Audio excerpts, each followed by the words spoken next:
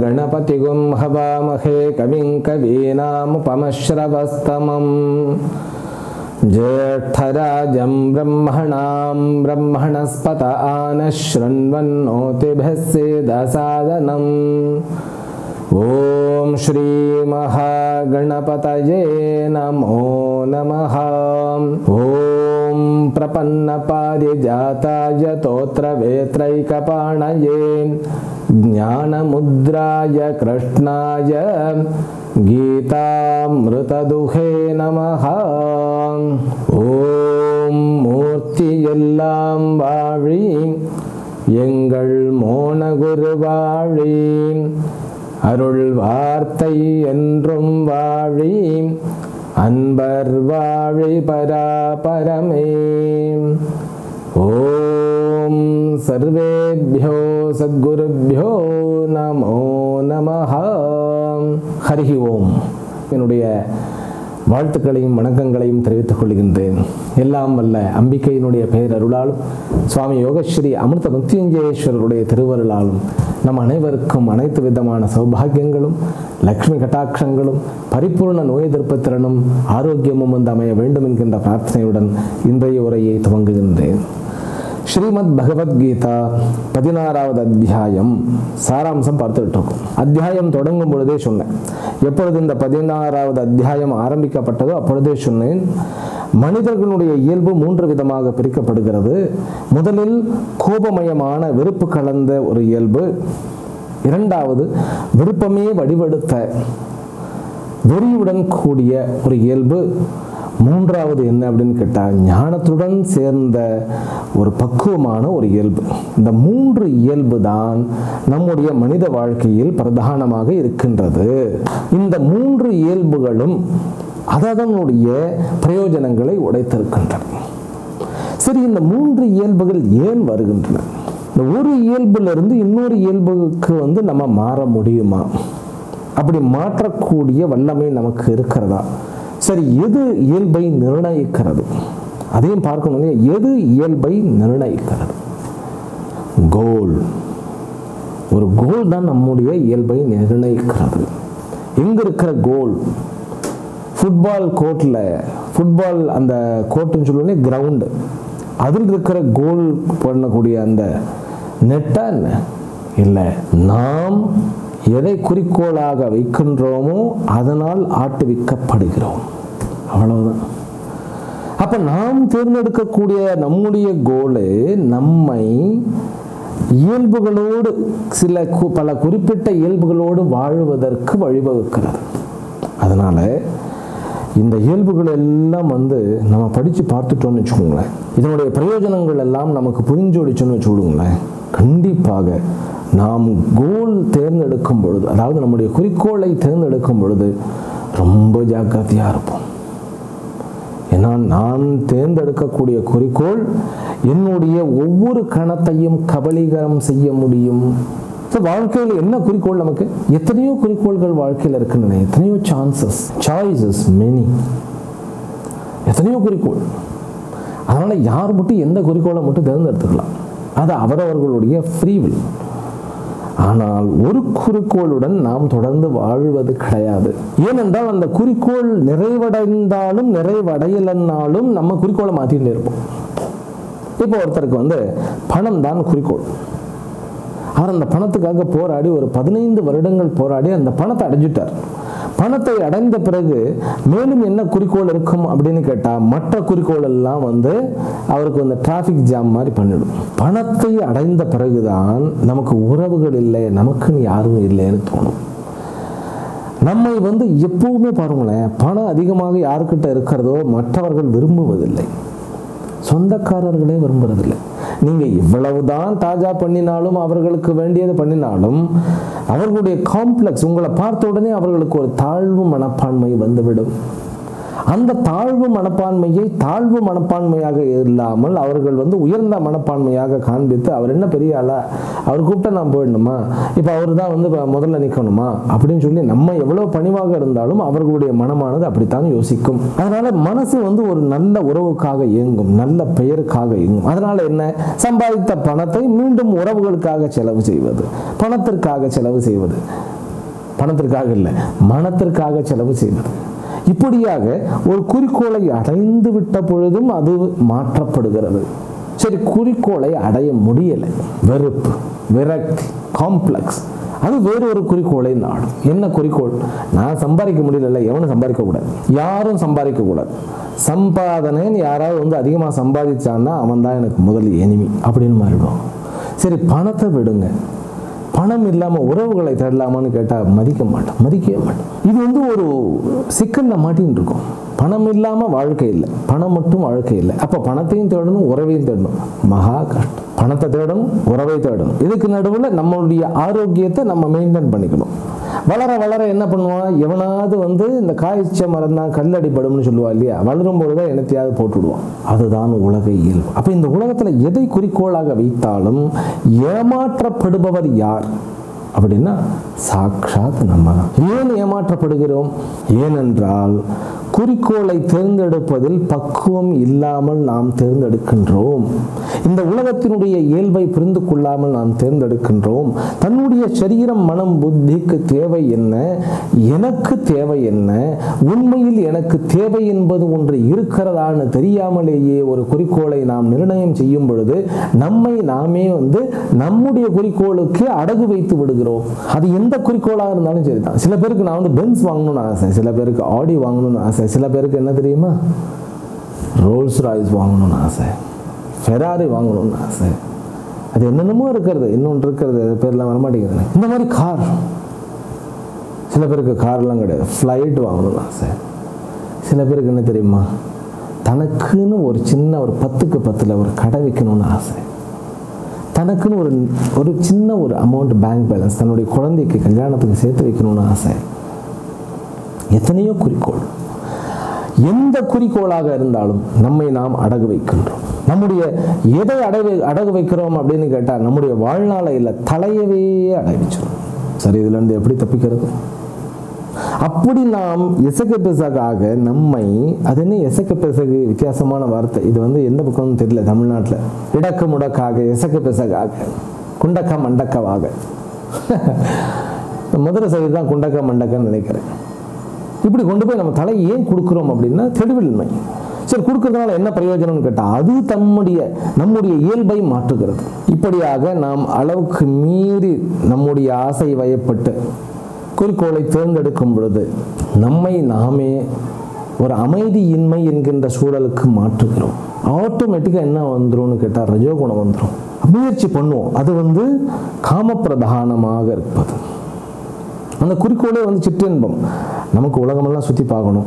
சில பேருக்கு குடும்பம் நல்லா இருக்கும், அப்பா அம்மா நல்லா இருப்பாங்க, இருந்தாலும் இவருக்கு ஒரு ஆசை இருக்கும், உலகத்தை ஒரு ரவுண்ட் அடிச்சிடணும். அதுக்காக அவஸ்தைப்படுவார். கஷ்டப்பட்டு தன்னை போட்டு உயிர் எடுத்துட்டு தேவையானு கேட்டால் வேற என்ன பண்ணுவது வாழ்க்கையில்? தனக்கு பிடிச்சதை பிடிச்சிட்டு ஓட வேண்டியது தான் அப்படிம்பார். கடைசியில் அந்த குறிக்கோள் அடைய முடியறதில்லை. கோபம், வெறுப்பு, ஆதங்கம். தன்னுடன் படித்தவர்கள் அல்லது தன்னுடைய சகோதரனே நான் நினைச்ச குறிக்கோள் அவனுக்கு நடந்துகிட்டு இருக்குன்னாக்கா வைத்தறிச்சல். அப்ப அது என்னடும், குரோத பிரதானமான வாழ்க்கையா மாறிடும். இப்படி வாழ்க்கையை விஷமாக்கி கொள்ளுவதற்காக மனித வாழ்க்கை அல்ல. ஆரம்பத்திலேயே குறிக்கோளில் தெளிவு இருந்தால் நாம் தேர்ந்தெடுக்க வேண்டிய குறிக்கோளை நன்கு தேர்ந்தெடுப்போம். அமைதியாக வாழ்க்கையை வாழ்வோம்.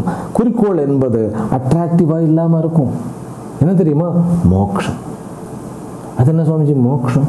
மோக்ஷம் அப்படி சொல்லணும் இல்லையா? நடந்தது என்ன, அங்க ஒண்ணு இருக்காது. நடந்தது என்ன, உடனே ஒரு கியூரியாசிட்டி. நீங்க விடுதலை ஆயிடுவீங்க, மோட்சம் அடைஞ்சிருவீங்க. யாருக்கு தேவை? சிக்கிக்கிறதுக்கு தான் ஆசை. எல்லாருடைய மனசுல நம்ம போய் சிக்கிக்கணும்.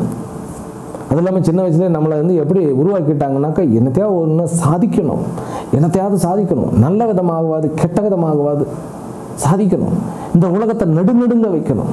இதெல்லாம் குறிக்கோள் சில பேருக்கு. சில பேருக்கு நான் தனியா தெரியணும், என் பேரை கேட்டா எல்லாருக்கும் புரியணும், தெரியணும். I have to be recognized fastly. இந்த மாதிரியாக இந்த குறிக்கோள் எல்லாம் ஒதுக்கி வச்சுட்ட மோட்சம், அதுதான் டார்கெட். அப்ப மோட்சம்னா என்ன? மோட்சம்னா விடுதலையான ஒரு உணர்வு, அவஸ்தை இல்லாம. அப்பயும் குறிக்கோளை செலக்ட் பண்ணுவோம். நல்ல குடும்பம் வேணும்னு செலக்ட் பண்ணுவோம், நல்ல வாழ்க்கை வேண்டும்னு செலக்ட் பண்ணுவோம், பக்தி வேண்டும் அப்படின்னு செலக்ட் பண்ணுவோம், நல்ல நண்பர்கள் வேணும்னு சத்சங்கத்தை செலக்ட் பண்ணுவோம். ஆனால் அங்க என்ன தெரியுமா? கோபமான ஒரு இயல்பு இருக்காது, வெறித்தனமான ஆசையான இயல்பு இருக்காது, அமைதியான ஆனந்தமான, அதே போன்று அவர்கள் இருவர்களாலும் விரும்பி அடையப்பட முடியாத வாழ்க்கையை இங்கு அனாயாசமாக அடைந்து விடுவார்கள். அதற்காகத்தான் இந்த அத்தியாயம். பிரம்ம ஞானத்தோடு ஒருவர் வாழ்க்கையை தொடங்கினால் ஆனந்தம் ஆனந்தம் ஆனந்தம். இந்த சிம்பிள் எக்ஸாம்பிள் என்ன தெரியுமா?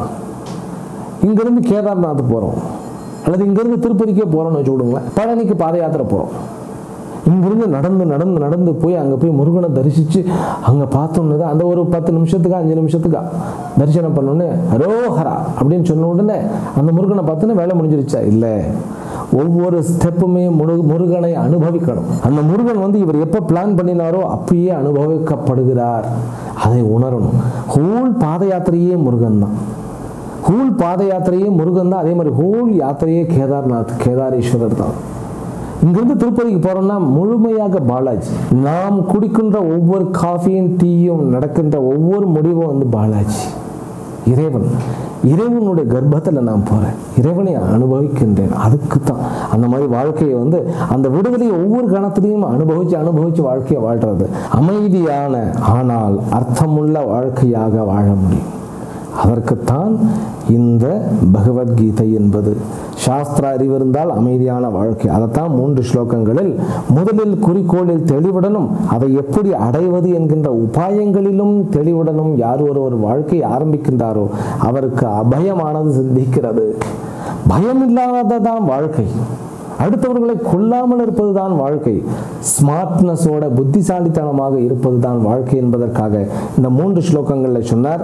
அபயம் அப்படிங்கிறதோட மன தூய்மை, பிறகு ஞான யோக வியவஸ்திதி, ஞானத்துடனும் யோகத்துடனும், அதாவது வாழ்க்கை முறை. ஞானம்னா என்ன? வேதாந்த ஞானம். யோகம் என்றால் என்ன? வேதாந்த வாழ்க்கை முறையை யார் ஒருவர் கொண்டிருக்கின்றாரோ, சரி அந்த வாழ்க்கை முறை எப்படி இருக்கும்? தானம், அதாவது தானத்துடன் சேர்ந்திருக்கும், இந்திரிய அடக்கத்துடன், யஜ்ஞத்துடன், சுவாத்தியாய படிப்போடு சேர்ந்திருக்கும், தபோமயமாக இருக்கும், நேர்மையாக இருக்கும். அது முதல் ஸ்லோகம். இரண்டாவது அஹிம்சையாக, யாரையும் கொல்றதாகவோ டிஸ்டர்ப் பண்றதாக இருக்காது. சத்தியத்தை கடைபிடித்துக் கொண்டு கோபம் இல்லாமல் அமைதியாக, பற்றில்லாமல் தன்னுடைய குடும்பத்தினருக்கு சந்தோஷமாக வேலை செய்யறது. நான் அவ்வளவு கஷ்டப்பட்டேனடா, உன்னை மார்ல தூக்கி வளர்த்தேனடா, ஆனா இப்படி பண்ணிட்டியடா, எனக்கு ஹெல்ப் பண்ண மாட்டேங்கிறியடான்னு இல்லாம ஆஸ் அ ஃபாதர், ஒரு தந்தையாக செய்யறதே ஆனந்தம். தன்னுடைய பையனுக்காக வளர்றதே, அதாவது வாழ்வதே ஆனந்தம். அப்படிங்கிற மாதிரி வாழ்ந்துட்டா புலம்பலே இருக்க. இந்த வாழ்க்கையை அவனுக்கும் கற்றுக் கொடுத்து விட்டால் அவன் தன்னுடைய குடும்பத்திற்காகவும், நாட்டிற்காகவும், மக்களுக்காகவும், சனாதன தர்மத்திற்காகவும் வாழ்வார். அப்படிப்பட்ட வாழ்க்கை என்பது அர்த்தமுள்ள வாழ்க்கை. அப்படிப்பட்ட வாழ்க்கையை வாழ்ந்தால் அமைதியும், அதே மாதிரி யாரையும் குறை சொல்ல மாட்டோம். அபைஷனம் தன்னால வந்துடும், கருணையும் வந்துடும். பிறகு என்ன?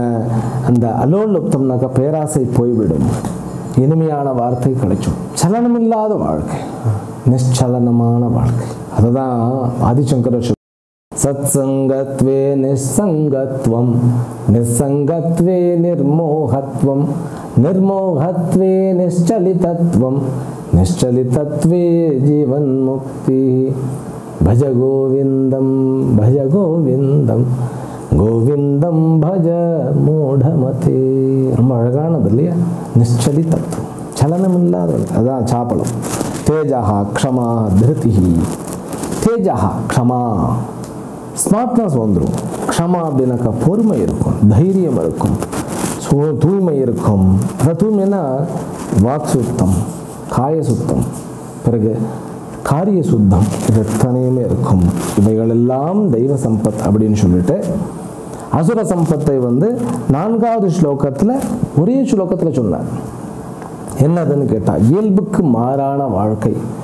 தம்பா தர்பஹா அதிமானஹா, தன்னையே மையப்படுத்தி கொண்டு தானே பெரியவன் என்கின்ற அந்த விஷயத்தை பிடித்து கொண்டு அஜ்ஞானமயமான வாழ்க்கைன்னு சொல்லி முடிச்சுட்டு இதனுடைய பிரயோஜனத்தை சொன்னார் 5வது ஸ்லோகத்தில். என்ன அப்படின்னு கேட்டால், தெய்வ சம்பத் விமோக்ஷாய. நல்லா புரிஞ்சுக்கிடுங்க. தெய்வ சம்பத் விமோக்ஷாய, விமோக்ஷாய, விமோக்ஷாய. தெய்வ சம்பத்தோடு வாழ்ந்தால் அவர்களுக்கு கண்டிப்பாக அந்த பிரதானமான குறிக்கோளை ஒட்டின வாழ்க்கையாக இருக்கும். பிரதான குறிக்கோள் என்ன? மோட்சம் அடைதல். பிரம்ம ஞானத்தை அடைந்து மோட்சம் அடைந்தவர்களுடைய வாழ்க்கை என்ன? தெய்வ சம்பத்தோட கூடித்தாகும். இந்த வாழ்க்கை முறையையும் அந்த ஞானத்தையும் பிரிக்கவே முடியாது. நான் பிரம்ம ஞானத்தை படிச்சுட்டு பீட்சா சாப்பிட்றேன்னாக்கா கண்டிப்பாக பிரம்ம ஞானம் வேலை செய்யாது, சத்தியமாக வேலை செய்யாது. ஏன் சுவாமிகளை இப்படி சொல்லிட்டேன்? பீட்சான்றது உணவு தானேன்னு கேட்டேன். கிடையவே கிடையாது. அது ஒரு உயிர். ஏதோ பீட்சா இல்லை, உணவு என்பது ஒரு உயிர். அந்த உயிர் என்பது உள்ளுக்குள்ளே போனால் அதுதான் அப்படியே பாவனையாக வரும். நம்முடைய உணவு உயிர் தன்மையுடன் கூடிய உணவு. அங்கிருந்து ஆரம்பிக்கிறது வாழ்க்கை முறை. அதுதான் வேதத்தினுடைய வாழ்க்கை முறை. நிபந்தாய ஆசுரி மதா, ஆசுரி நிபந்தாய. அசுர சம்பத் என்ன தெரியுமா? பந்தம், அவஸ்தைக்கு உண்டானதுன்னு சொல்லிட்டார். நீ கவலைப்படாத அர்ஜுனா, நீ உனக்கு தேவ சம்பத்தோட தான் பிறந்திருக்க. ஏன்னா நமக்கு டக்குன்னு பயம் வந்துடும். ஐயோ, ஏற்கனவே இருக்கிற பந்தமே தாங்களாப்பா, இனிமேல் என்ன அப்படின்னு சொல்லிட்டு. அதனால் 5வது ஸ்லோகத்தில் அதனுடைய பிரயோஜனங்களை சொல்லிட்டார். பிறகு என்ன சொல்கிறாருன்னு கேட்டால், மறுபடியும் ஒரு எலாபரேட் வெர்ஷன் கொடுக்கறதுக்காக மறுபடியும் ஒரு ஸ்லோகத்தில், அது 6வது ஸ்லோகத்தில் ஆரம்பிக்கிறார். இந்த பூமியில் இதேன்னு கேட்டால் ஒரு கேள்வி வந்துடும் நமக்கு. அப்போ ஏன் இந்த இயல்பை படைக்கணும் மனுஷனுக்கு ஏன் அஜ்ஞானத்தை படைக்கணும்? குறிக்கோளில் ஏன் கன்ஃபியூஷன் வரணும்? ஏன் அவர்கள் தடுமாறணும்? ஏன் இந்த அசுர குணத்தில் நம்ம போய் விழுகணும் அப்படிங்கிற கேள்வி வரும் இல்லையா? அதற்காகத்தான் இந்த சிருஷ்டியே 2 குணங்களோட தான்ப்பா. 2 விதமான உயிரினங்கள் எங்கே போனாலும் இருக்கும். சத்சங்கம்னு சொல்லுவோம். அந்த சத்சங்கத்துக்குள்ள உள்ளே போனால் ஒரு நல்ல குரூப் சத்சங்கம் பண்ணிட்டு இருப்பா. அங்கே உள்ளே போயினா அங்கே 1-2 பக்குவம் இல்லாமல் தெரிஞ்சுட்டு எல்லாரையும் சொதப்பிக்கிட்டு குழப்பிக்கிட்டு இருக்கும் உலகம். தீயவர்கள் கூட்டம்னு சொல்லுவோம். அங்கே யாராவது ஒருத்தன் நல்லவனாக இருப்பான். அவனுடைய மனசு எப்போ பார்த்தாலும் ஒரு நல்ல விஷயத்துக்காக இயங்கிட்டு இருக்கும். அதனால தான் ரொம்ப ஜாக்கிரதையாக புரிந்து கொள்ள வேண்டும். இவன் என்ன சொல்லிட்டாருன்னு கேட்டால், இந்த சிருஷ்டின்னு சொன்னாலே 2னுடைய கலவை. துவபூத சர்க்கம் அஸ்மின் லோகே ஸ்தாஹா அப்படின்னு சொல்லிக்கலாம். அதுதான் தெய்வம் ஆசுரம் அப்படின்னு சொல்லி கூறப்படுகிறது. தெய்வத்தை பற்றி நான் கொஞ்சம் சொல்லிட்டேன், தெய்வ சம்பத்தை பற்றி. இப்போ அசுர சம்பத்தை பற்றி சொல்கிறேன்னு சொல்லி ஆரம்பித்து ஒரே ஸ்லோகத்தில் பக்காவாக ஒரு டெஃபினேஷன் சொன்னார். பிரவருத்தி நிவர்த்தி அசுராக ந விது. முடிஞ்சு போச்சு. எதை செய்யணும் எதை செய்யக்கூடாது இதில் தெளிவே இருக்காதப்பா. ஏன்னா குறிக்கோளில் யாருக்கு தெளிவு இல்லையோ அவர்களுக்கு செய்ய வேண்டிய உபாயங்களிலும் தெளிவில்லை, ஆச்சாரமும் இல்லை, தூய்மையும் இல்லை அப்படின்னு சொல்லி ஆரம்பித்து அப்பாப்பா 8வது ஸ்லோகத்திலேருந்து கிடுகிடுன்னு கடைசி வரைக்கும் இதே தான் சொல்கிறார். திரும்ப திரும்ப திரும்ப அசுரகுணம் அசுரகுணம் அசுரகுணம் சொல்லி எடுத்தோடனே முதல் வார்த்தை அசத்தியம். உண்மைக்கு புறமான வாழ்க்கை இருந்தாலே அவர்கள் கடவுளை ஏற்றுக்கொள்ள முடியாது. அனீஸ்வரம் ஜெகதிதி ஆகும்.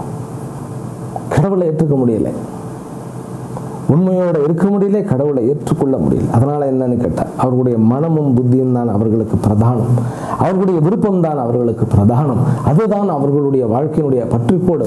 அதனால் தன்னுடைய இந்த பட்டாம்பூச்சி என்பது தன்னை சுற்றி தானே வலையை பின்னிக்கொள்வது போன்று தன்னை சுற்றி தானே ஒரு செல்லை அமைச்சுண்டு அதிலேயே அவஸ்தைப்பட்டு பிறந்து இறந்து பிறந்து இறந்து பிறந்து இறந்து பிறந்து இறந்து பிறந்து இறந்து சபாடு போயிட்டே இருக்கும். அதுதான் அவருடைய வாழ்க்கை. Wrong understanding. இந்த உலகத்தில் கடவுள் இல்லைன்னு சொல்லிட்டாலே முடிஞ்சு போச்சு.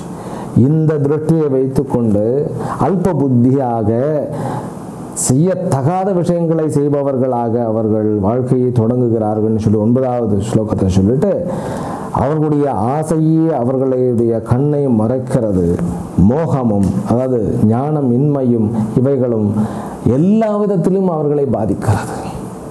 அவர்களுடைய எமோஷன்ஸ் சரியாகிறது இல்லை, எமோஷனல் இம்பேலன்ஸ்டோடைய வாழ்வார். தன்னுடைய எமோஷன்ஸ் அப்படின்னு சொல்லக்கூடிய உணர்ச்சிகளை சீரமைக்க தெரியாதவர்களாக இருப்பார்கள். பயம், கோபம், வெறுப்பு, ஆசை, பிறகு என்ன அன்பு, இதெல்லாம் வந்து மனதனுடைய அந்த உணர்ச்சிகள். அதை எப்படி பண்ணணும்னு தெரியாது. அதனால தான் நீங்கள் பார்த்தீங்கன்னா தெரியும், தீவிரவாதியாக இருப்பார், ரைட்டா? தன்னுடைய கோபத்தை வெளி காமிக்கிறதுக்காக தன்னுடைய வாழ்க்கையவே பாய்சன் ஆக்கிட்டு அடுத்தவருடைய வாழ்க்கையும் பாய்சன் ஆக்கி கொண்டு இருப்பார். ஆனால் வந்து தன்னுடைய மனசில் அன்புன்னு ஒன்று இருக்கும். தனக்குன்னு அன்பானவர்கள் யாரோ இருப்பாங்க, அவர்களே வந்து விரும்பி கொண்டு இருப்பார். அப்போ இதற்காக இந்த மாதிரி, அதற்காக அந்த மாதிரி புரியலை. தன்னுடைய கோபத்தை சரி பண்ணிட்டு அன்பு மயமான வாழ்க்கையோட வாழணும், தர்மத்தோட வாழணும், புரியறதில்லை. அதைத்தான் சொல்றார். கவலையே பிரதானமாக இருப்பார்கள்னு சொல்லிட்டு 11வது ஸ்லோகத்தில் சொல்லிட்டு, பிறகு என்ன, தன்னுடைய பாசங்கள், அன்பு, கோபம் இவர்களால் அவர்கள் கட்டப்பட்டவர்களாக, அதாவது கட்டப்பட்டவர்களாகனாக்கா அலைகழிக்கப்படுபவர்களாக இருப்பார்கள்னு சொல்லிட்டு, அதற்கப்புறம் 13, 14, 15 ஸ்லோகங்களில் வந்து தன்னையே வந்து பெரியவனாக மதித்துக் கொள்வது. அதுதான் வந்து இது என்னால் செய்யப்பட்டது, இத்தனை பேரை தோக்கடிச்சிருக்கேன், அத்தனை பேரை ஜெயிச்சிருக்கேன், இது அத்தனையும் சொல்லிட்டு இன்னும் வந்து எத்தனையோ பேரை ஜெயிக்க போறேன்னு சொல்லிட்டு, அதுக்கப்புறம் வாழ்க்கையில் நான் எவ்வளோ முன்னேறிக்கேன் தெரியுமா அப்படின்னு கதையை வந்து பேசிட்டு, என்னை போன்று யாரும் சமமாக இல்லை என்று இருமாப்பு கொண்டு வாழ்க்கையை தொடர்கிறார்கள். இப்படியாக 16வது ஸ்லோகம் சொல்றார், இப்படியாக பல்வேறு விதமான பிராந்திகளுடன் மோகத்தில் தானே விரித்த தன்னுடைய மோகம் என்கின்ற வலைக்குள் விழுந்தவர்களாக நரக்கத்தில் விழுகிறார்கள் அவர்கள் அப்படின்னு சொல்லிட்டார். அப்புறம் வந்து என்ன சொல்லுவார், தன்னுடைய அந்த அகங்காரத்தை, மிஸ் ஐடென்டிஃபிகேஷன் ஆஃப் அகங்காரம்னு சொல்லுவார் பூஜ்ய சுவாமிஜி. அகங்காரம் இருக்கணும். எதற்காக? அகங்காரம் எல்லாம் வாழ்க்கை கிடையாது. ஆனால் அகங்காரங்கிறது கர்வம் இல்லை, இங்கே நான் செய்பவன் என்கின்ற பாவம். அதை வந்து நல்ல அகங்காரமாக, சரணாகதி பண்ணக்கூடிய அகங்காரமாக இருந்து வாழ்க்கையை நடத்தணும். ஆனால் அது வந்து அவர்கள் அது செய்ய முடிவதில்லை. 17, 18 அவர்கள் தர்மமான காரியமும் செய்தாலுமே தன்னுடைய அகங்காரத்தினால் அவர்கள் வீழுகிறார்கள்னு சொல்லிட்டு, அவர்களை நான் என்ன செய்கிறேன்னு கேட்டால், கீழான யோனிகளில் விட்டெறிகின்றேன், தூக்கி எறிகின்றேன்னு சொல்லிட்டார். க்ஷிபாமி அஜஸ்ரம் அசுபான் அசுரேஷ்வேவ யோனிஷு அகம் சிபாமி. எல்லையில்லாத யோனிகளில், அதாவது கீழான யோனிகளில், பாத்தாள லோகங்களில் நான் எரிகிறேன்.